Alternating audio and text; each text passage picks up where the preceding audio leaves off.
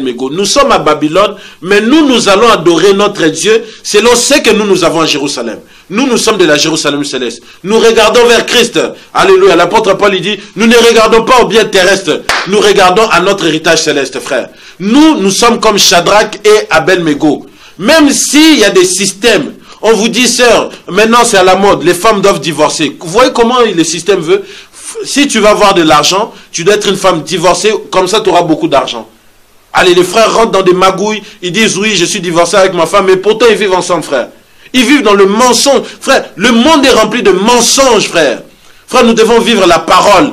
Nous devons revenir à la parole. C'est Dieu. Nous devons revenir à la parole. Nous serons haïs, calomniés. Mais frère, Jésus a dit, c'est ceux qui m'ont fait, ils vous feront. Les disciples n'est pas différent à son maître. Ceux qu'ils ont fait au maître, ils vous feront aussi, frère.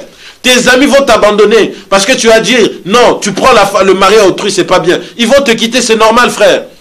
Tu vas dire au frère non, moi je ne veux pas mentir, je ne veux pas la compromission. Tes amis vont t'abandonner, c'est normal, frère. Pourquoi tu tournes le dos à Dieu? Frère aussi, quand ils étaient à Babylone, hein, les enfants d'Israël, ils étaient tous là. Mais il n'y en avait que 3 seulement qui n'ont pas fléchi les genoux. Il y avait des juifs qui étaient là. Mais Shadrach, Meshach et Abel-Mégo, c'est les seuls qui ont dit non. Ils ont dit, oh roi, même si tu nous jettes à la fosse au lion, notre Dieu nous délivrera. S'il ne nous délivre pas, c'est pas grave. Mais nous restons avec Dieu, frère. Vaut mieux l'éternel avec peu qu'avoir beaucoup sans l'éternel, dit le livre de Proverbes.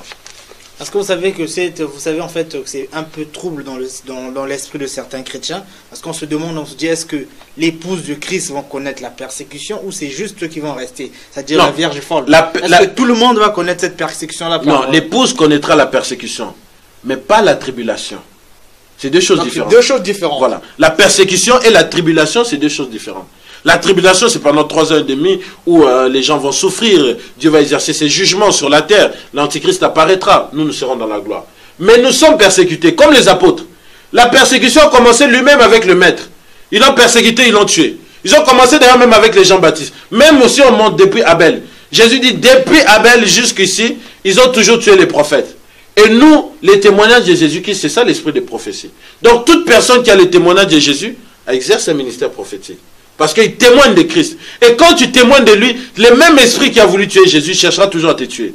La justice que Jésus avait, en fait c'est la guerre de 2 esprits. L'esprit de Christ et de l'Antichrist. Christ est parti, mais cet esprit combat. Les pharisiens sont partis, mais cet esprit est là.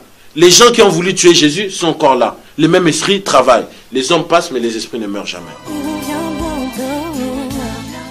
Shalom peuple de Dieu, shalom frères et sœurs, les bien-aimés qui nous suivent sur Réveil TV, je suis votre frère, Fred Chita. Donc je viens au devant de vous pour vous parler